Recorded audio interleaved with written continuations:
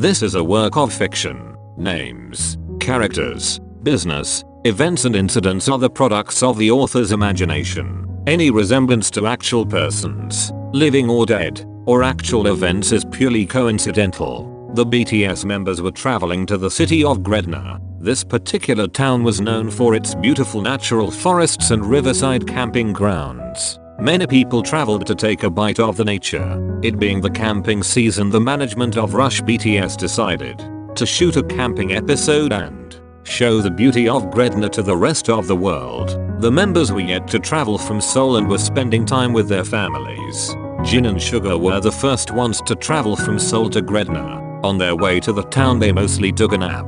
Once they reached the hotel they texted the other members.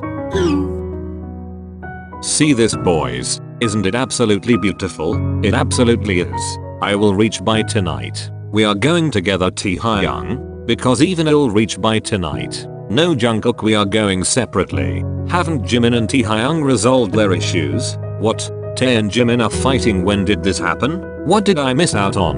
It's something really stupid and childish. It's a long story. I have all time in the world at the moment. TLDR, I told Jimin to pack his Gucci slides and he refused. I wanted to match, that's all, and this dude made a big deal out of it, which makes no sense. We are going camping near a river. It will be muddy everywhere. I didn't want to destroy them. Namjoon was right. We shall pick you up, Taehyung. Let's travel together. Okay, text me when you'll reach near my apartment. Sure. Hahaha, you all are talking now? That took minutes. It's so funny, haha.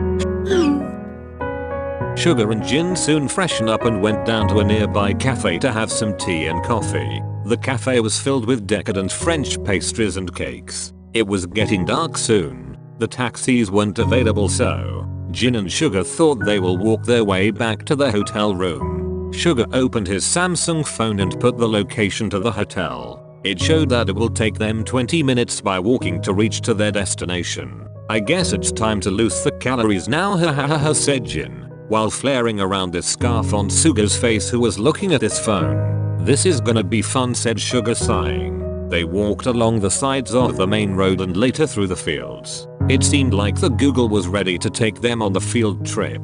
Surprising, they reached the hotel within 15 minutes. Just in time to welcome Taehyung, Jimin and Jungkook, who were unloading their luggage. Namjoon and Jhope were supposed to come with the crew in the morning, so the members retired to bed early, since they had a long day awaiting them. The next day the crew reached the hotel at 6 AM in the morning. Namjoon and Jhope went straight to members' quarters and woke everyone up. It was supposed to be a long day of filming and loads of fun activities. The plan was to film the whole day and then let the members live by themselves for 2 days at the camping site. Therefore, after filming the whole day, the crew went back to the hotel and left the members at the camping site with the caretaker from the nearby village. There were telltale number of 4 tents. Jin and Sugar shared one tent.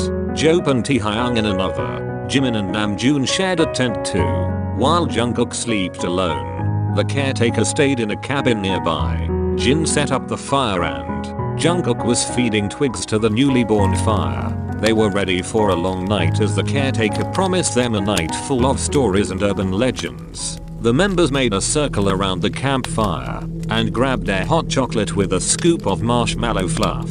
The first story begins as such. Long time ago, this was in the 80s. I myself was 20 years, though I had spent my whole childhood in this area. A group of people traveled from far away to camp in this woods. They were a team of experienced campers who did camping activities professionally. The team consisted of 5 campers, one of which was a female.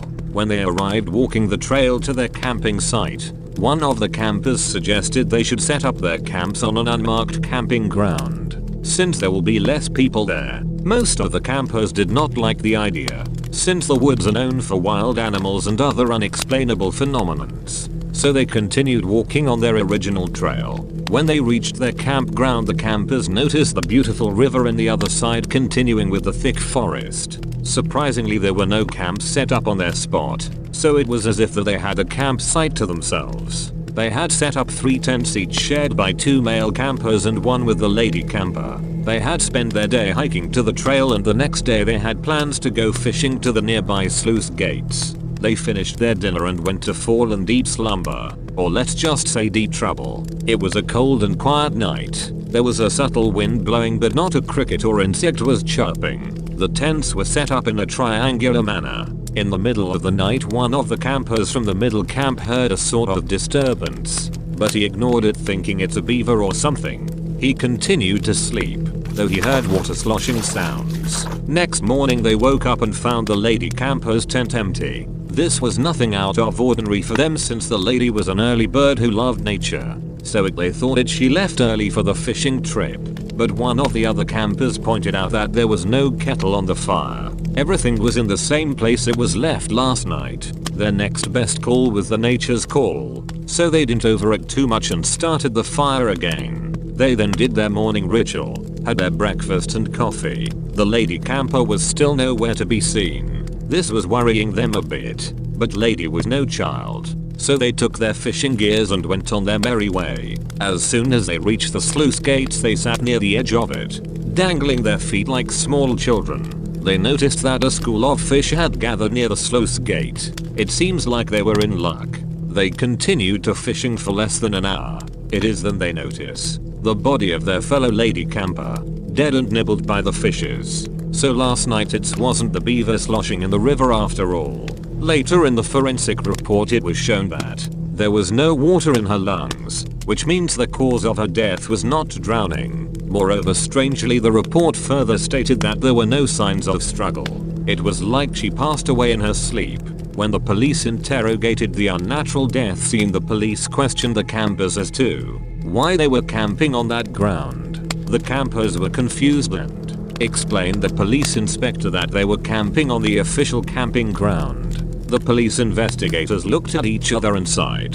Then one took a deep breath and said the camping ground which you all camped on were the forbidden camping grounds. And this is where the legend of a river fairy who plants a kiss of slumber came to existence. The members could feel the hair on the back of their neck standing. I can no longer sit out here. Are you sure we're not on the forbidden camping ground? Hahaha, I can assure that. Like you can see we are on the riverside, right?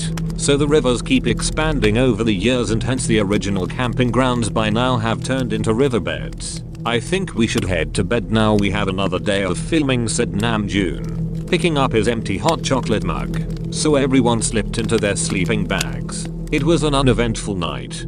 Next day they were woken up early by the crew members and they have yet another day of successful filming. The town of Gretna managed to host a grand dinner serving the members and the crew with regional foods. It was the last night and therefore the members were up singing and enjoying their stay. The day of exhaustion got to them and they were off to bed. Jimin couldn't sleep so he texted in the group, "Hi, is anyone awake? Yeah, I am. Me too. I'm not feeling sleepy today. Is it too hot? So weird that they didn't leave the coolers. They left it yesterday and since we are leaving early tomorrow, they had to pack all the utilities at night. What a bummer. But I am glad there ain't no mosquitoes. Haha, you bet. This trip was great though, wasn't it? The whole storytelling session left me stunned. I know, right? I am certainly shocked that Jungkook agreed to sleep alone even after that story. What a true daredevil. That's all good, but why isn't he texting? What do you mean why he isn't texting? He is probably asleep. I didn't know he slept this early. Yeah, that's really strange. Maybe we should go and check on him. Yeah, I'll check. Jin and Sugar got out of their tents to only see that the campsite was a complete wreck. Jungkook's tent was open and he was nowhere in sight. Jin quickly alerted rest of the members. Jimin and Taehyung went towards the woods and rest were calling out Jungkook's name. Namjoon was trying to contact the officers and the caretaker, but the phone network was too weak. While he was trying call, Namjoon noticed something bobbing in the river. He switched on his phone light only to see it was Jungkook almost in the middle of the river. "Hey Jungkook, everyone, Jungkook is in the river," screamed Namjoon loud enough to everyone to hear. While all the members gathered, Namjoon jumped into the river, while rest continued to scream at Jungkook, but he did not respond. Taehyung broke down crying, thinking the worst. Jimin tried to console him. When Namjoon reached to Jungkook, he noticed that Jungkook's eyes were closed. It seemed like he was sleeping. Namjoon then swam back to the riverside with Jungkook. As soon as Jungkook reached the ground, Namjoon started pumping his chest but he wouldn't wake up. Sugar starts to warm up his feet, while came Jin back from the with a blanket. While Namjoon is pumping Jungkook's chest, Jungkook wakes up yawning and stretching his body. Everyone just stares at him, as if they saw a ghost. What happened here? Why am I soaking wet? Asked Jungkook while trying to get on his feet. I'll get myself changed, said Jungkook as he walked towards his tent. All the members were baffled. We can't stay here no more, said Sugar. Yeah, let's pack our bags, continued Jhope. The Ranger's jeep is almost here, so pack up everything. You all can, we are leaving, announced Jin. Jimin helped Jungkook pack his bags. Jungkook was confused and was asking too many questions. I'll tell you everything on the way back to Seoul. For now let's just get going, Jimin told Jungkook. On their way back the members started to tell the story to Jungkook.